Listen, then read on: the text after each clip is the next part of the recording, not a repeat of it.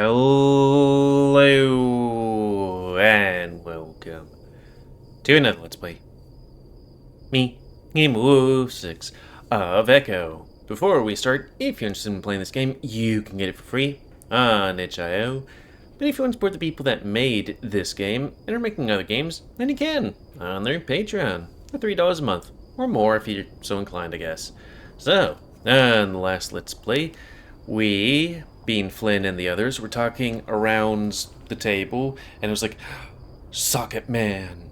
Because, like, TJ was talking about Socket Man, and so was Jenna, and Dax, and then Carl, and all that stuff. And then we're like, hey, we should probably go into town because, you know, main characters in the closet. Ooh, woo. And then also maybe go get a gun. I don't know. But most likely get, Chase out of there. So reset face. And begin. It's well into the night by the time we pull into the gravel parking lot. Sure enough, Auntie's teal hitchback Jeep is parked by the side of the building. Oh yeah, we were trying to find her so that we could figure out like what's going on and what to do. Daxon squints at it, then points. A Dastra bumper sticker. On the chrome bumper, there's a decal of what I guess is a silhouette of Captain Amicus. Amicus, with some sort of insect on his face. It's golden, spacey font. It reads, "These things are harmless. Don't worry." I didn't know your aunt was cool. She's not. I grumble idly, my mind racing as I try to think of a distraction to keep everyone away outside. Keep everyone away outside. Oh, because you locked him in there? Everyone but Carl and I are already getting out of the van. The ram gives me a nervous look before nodding at me and speaking up. Dude, wait a second. What? Leo's tone is curt. I don't know what that means though. As he looks back at the ram, who's sluggishly pulling himself outside. I feel like I'm gonna be sick. Now? It's all the freeze-dried ice cream. It's so shitty. I can't handle it. Carl begins to make retching noises, and Jenna quickly covers her ears. Oh god, Carl. Please do not throw up in my van. Yeah? Guys? Carl continues to make some of the most visceral, gut-wrenching irping sounds I've heard. They practically sound wet. Guys. I turn and see TJ trying to get our attention for. A whole bunch of cars are driving down the road in our direction, like a convoy.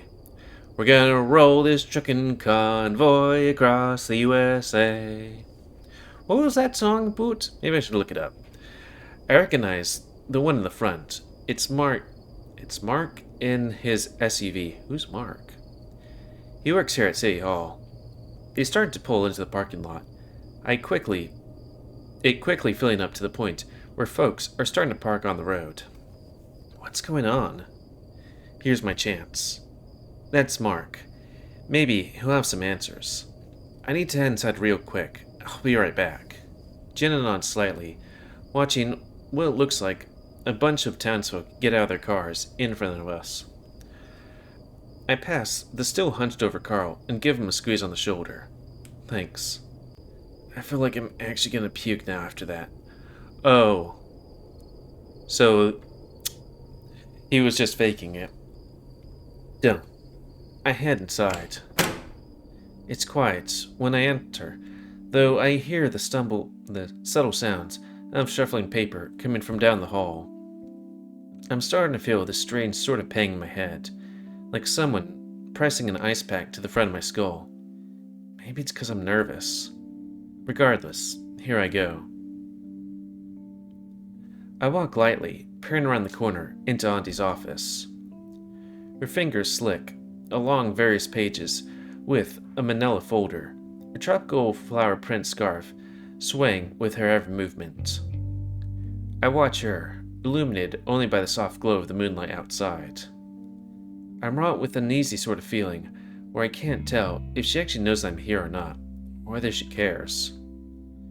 It's a familiar feeling, but never one I quite got used to. There's a hell of a ruckus outside. You looking for something? Anything of substance regarding the whole hysteria business. She speaks plainly. What? I'll tell you in a second. Is Mark here yet? She cranes her neck to peer out of the tiny slitted window in the corner of her office, yet she's not much of a there's not much of a view other than the side of a sage bush. I saw him pulling up in an SUV outside, with like a whole convoy of folk following him. This about Clint? She looks up, seeming to notice my repeater for the first time. Her brow furrows. You know, under any other circumstance, I'd give you chewing out for bringing that inside. I did hear he's making a hell of a scene around town, waving a gun around. Figured it was a meth binge until I saw Dale doing the same damn thing. Who's Dale? Diner Dale? That fucking otter is kind of a softie, ain't he? You don't think it's got to do with his painkiller addiction? Tch. I popped four of the pills he takes earlier, you know, for aches. It ain't the sort of thing to put you in a gunfighting mood. I nod. Despite everything she's telling me, I can't really focus on it. I keep looking back towards the closed reading room door behind me.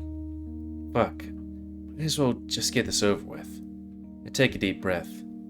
Did you let Chase out? What? She seems confused at the sudden change of topic. Chase, Leo's lover boy. Former lover boy. He hasn't been pounding the door to get out? Boy, what are you talking about?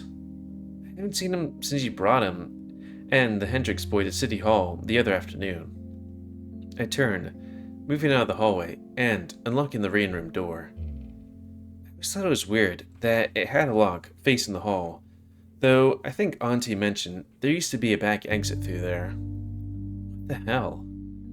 Flynn, what did you do? I ignore my aunt's exasperated voice as I push open the door, step inside the dark room. It's mustier than a skunk's ass in here, with all the rain damage. I can practically feel the mildew and mold on my toes as I run my hand along a wall. Eventually I find the light switch. Chase? He's not here? Carl's voice takes me by surprise, the ram standing slightly behind me. And of course, Daxton's there too, the salamander gawping at the interior like he is in some kind of museum. I can't believe you locked Chase up. Like, do city clerks have the authority to do that? Not unless he's archiving him. You told him? I glare down at the ram, who quickly throws up a flat of his paws defensively. He's your roommate, dude. Come on. It's not like he's part of the old group anyway. Fortunately, like Carl said, I don't see the rest of the gang. Carl notices me peering past him and speaks up. They, talking with Mark outside, for Thera. It's about time he showed up. Hi, Mayor. Hi. The two of them wave awkwardly. Auntie looks at both of them with a sort of perplexed frown. Hello, y'all. She responds abruptly, quickly looking back up to me. Now, Flynn. Just give me a sec. He's gotta still be in here. I see a stained blue V-neck shirt lying on the ground in the corner by the old bookshelves. Chase? Or Chase? Still no response.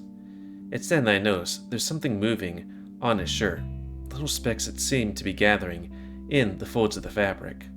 Oh, fuck me. I hold up my arm across the doorway, pushing Carl and Daxton back.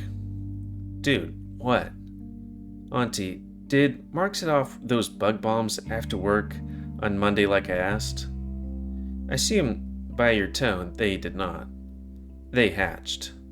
Oh goodness. Can we not play the pronoun game right now? What are you talking about? Pronoun game? I see the unused can sitting knocked over in the corner. Stay back. Black Widows. I lower my arm and walk over to it, quickly popping the top and watching the fogger begin to mist the foul-smelling fumigation spray into the air. The effect is near instant. The skittering pattern of the little spiders begins to grow more and more erratic. I watch as the adult one on Chase's shirt clambers on top of an increasingly still pile of the little spiders. It just sits there, writhing. I can feel something on my foot too, but my scales are too thick for it to be of any threat to me. I hear Carl mutter behind me. I take back what I've said about you. You do have balls. Excuse me? Sorry, Mayor Moore. Boys, I do not have time for this. As I look past the shelves, I see a big lump of fur curled up in the corner under one of the old metal desks. Oh, fuck. I dash over, grabbing the otter's scruff and yanking his ass out of there.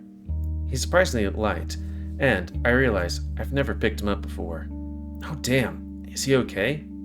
Water. Give me water. There's some in the mini fridge. I'll get it. As I pull him into the better light, he looks like absolute shit. His lips are chapped bloody, and the whites of his eyes are bloodshot. There's also dripples of vomit on the floor, which I have the misfortune of stepping in. Vomit and spiders. Fucking great. Well, you shouldn't have done that, man. Chase, wake the fuck up. I give his face a hard slap. Carl winces.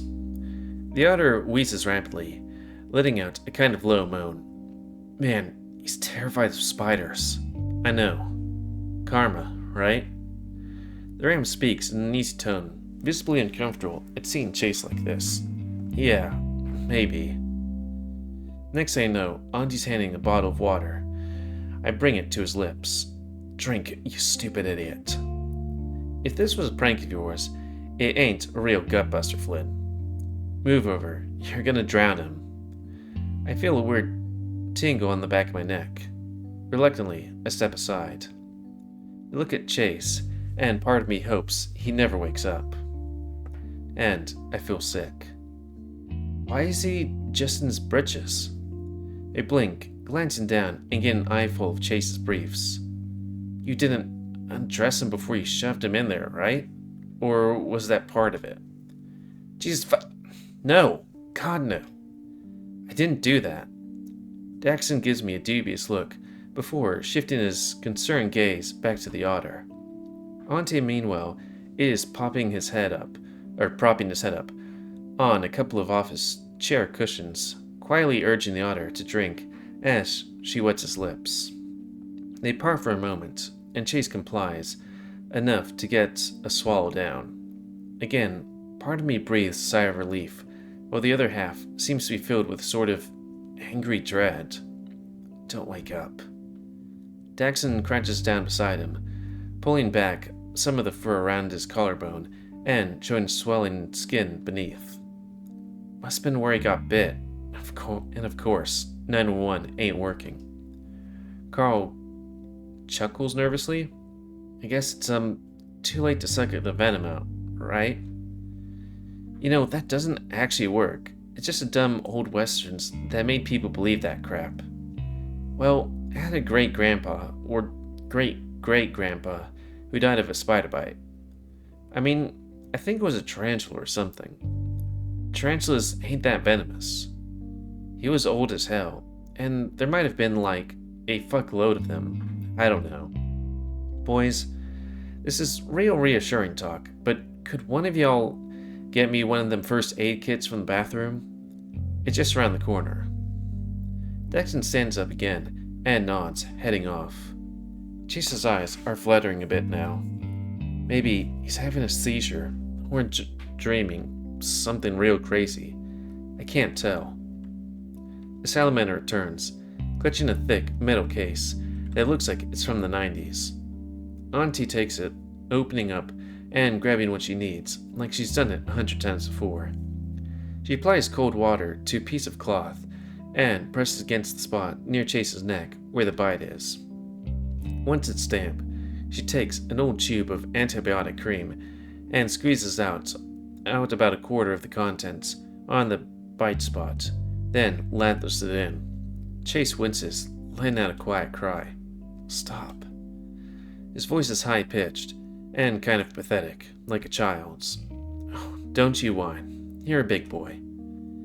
I'd be whining if I was in his position. It's kind of fitting, like Carl said, ain't it though? He looks to me as if trying to gauge my expression. I'm managing to keep pretty stone-faced, despite everything. Why is it fitting? If he did what you're all saying he did. I can tell the weird distance Carl and I are keeping from him, despite his sorry state, is unnerving the salamander. Just a couple of hours ago, it was all figured we were old friends and such. Chase begins to sit up, and it's like my heart lurches.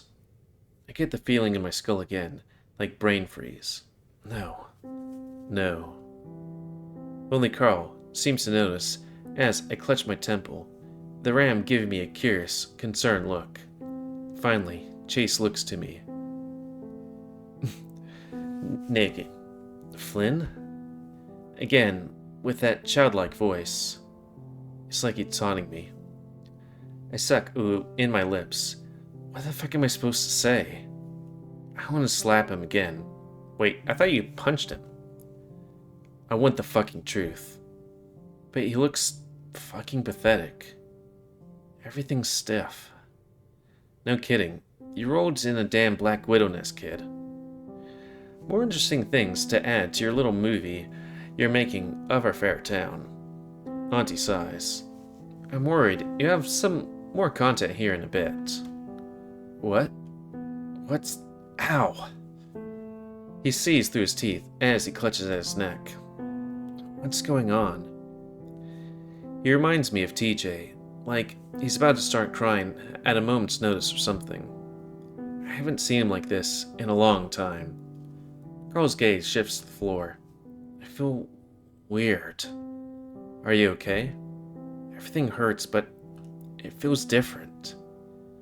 It's like this ain't a dream. It's not? I look to Ani. He's gonna be fine, right? The bites can be real painful. It could have been nastier with a brown recluse, but it still ain't gonna be fun. I'd get him some professional help if I were you. If that's possible. I'm not gonna die? Chase peers up, still clutching at his neck. Unless you're an infant, elderly, or allergic, it's doubtful. The otter closes his eyes, letting out a long exhale. Meanwhile, Auntie stands up, heading towards the door. I need to speak with Mark and see what he found. I'll be outside. Thanks. As she leaves, I can hear the rumble of engines and hushed murmurs from a small crowd. Then the door shuts, and it's quiet again. What's wrong with you, Chase? I try to keep my voice steady, though my vocal cords shrill a bit as I say his name.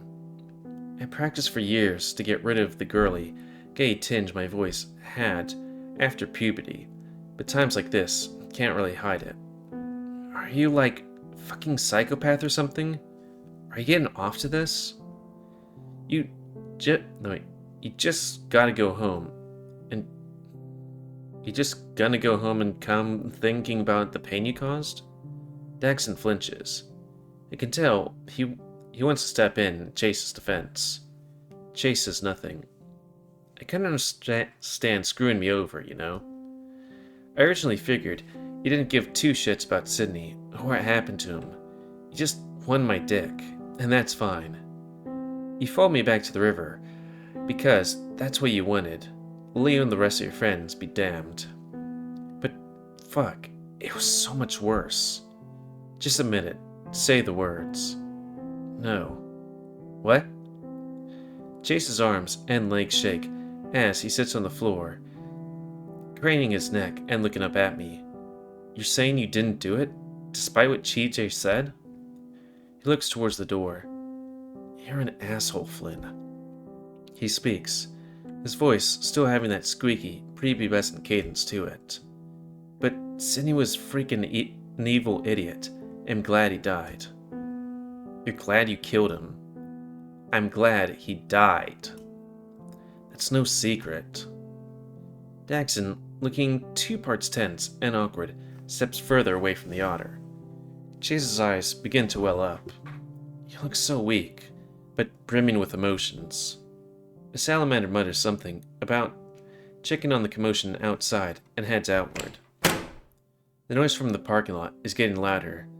I hadn't really noticed. Someone shouts about something, and I hear someone else speaking quickly, trying to calm them. A long silence follows. Carl's like a statue beside the desk, unmoving, not daring a risk, drawing attention to himself. Those last 6 months before it happened, it wasn't him anymore. Or at least, not fully him. What do you mean? You remember that one time he got Toby that ice cream cone from the corner shop in Payton? The cactus theme place that had the agave ice cream. I pause. It's such a weirdly specific thing. It takes me a moment to recall. I wouldn't be able to. It's also fucking strange hearing Chase call TJ Toby again. He teased him the whole car ride up and was upset, like usual. Sydney brought him that strawberry waffle cone scoop, the one with the pointy end. He felt guilty, I think, for a while. Toby was talking about Sunday school or something, and Sydney just took the cone and started trying to stab with the pointy end. It just crushed in on itself, but he wouldn't stop, like he was super into it. Then he just acted like he was scared, not of getting punched or anything, but like just in general, you know? I remember that. The shop manager was yelling at him and he looked terrified. I told him not to worry about the townies. My teenage self thought it was hilarious. Do you remember the moment he decided to do that? The look on his face? It was like Chase clutches at his neck some more, the otter clenching his eyes shut. Thing was in front of him? Chase gesticulates in front of his head, making a swirling motion before laying both of his arms drop limply on the ground. Jesus. It's like I just woke up from a really long, really bad dream. I haven't been myself for so friggin' long. At the corner of my vision, I see Carl looking at me. The same shit that was happening to Sydney after what happened to you? But fuck. I didn't see you do any of that shit until this week. I don't know. I just had bad dreams at first. Sometimes I'd see this stuff from dreams in the real world. I kinda just numb myself to it. And Leo helped me keep my mind off things, I guess. He looks over to Carl. Then we went to college, and it wasn't so bad. I stopped taking my medication, and things felt a little better, I guess. Not great, but I was still all hollow, but at least I wasn't seeing the demented crap at the end of my bed anymore. Chase takes a drink from his water bottle, cringing at the pain from each gulp. I don't know what to say. I always begin to think I was going nuts, like I was seeing shit that wasn't real, but hearing him talk about it out loud. Just like Sydney, that weird look he'd have before looking upset, or scared, or doing some really heinous shit. And Chase was doing it while ordering fucking brunch. I'm sorry. Something's wrong with me. I don't know. Guess, we can add to the checklist of things to ask your aunt about. Chase begins to stand up groggily. What? The front door is pushed open. Jen is standing in the doorway. Guys, You should get out here.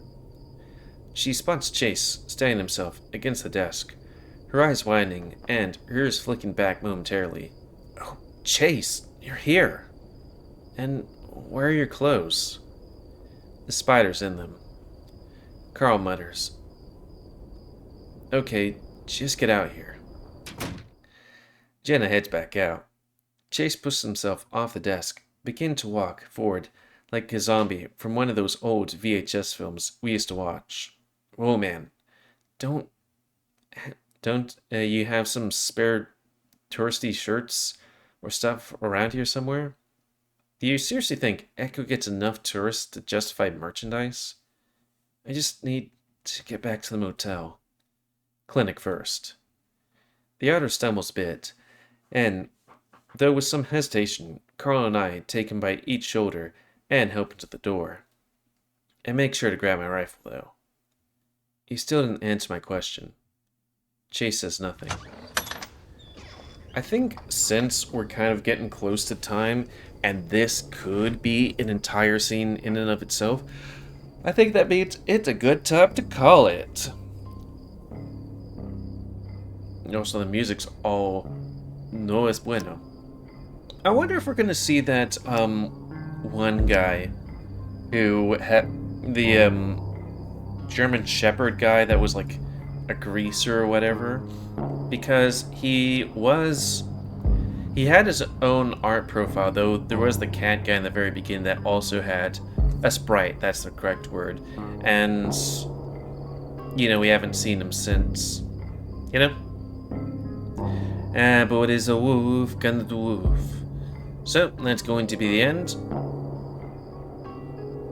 of this Let's Play. So please comment, guys. I like comments. Tell me what you like, dislike, tips, tricks, otherwise. If you like my YouTube and would like to see it grow, then please like, subscribe, and check out the videos to help it grow. And please remember to stay new and most help control the pet population. And if you want to play this game, it's available free on itch.io. But if you want to support the people that made this game and are making other games, then you can go to their Patreon, where it's $3 a month.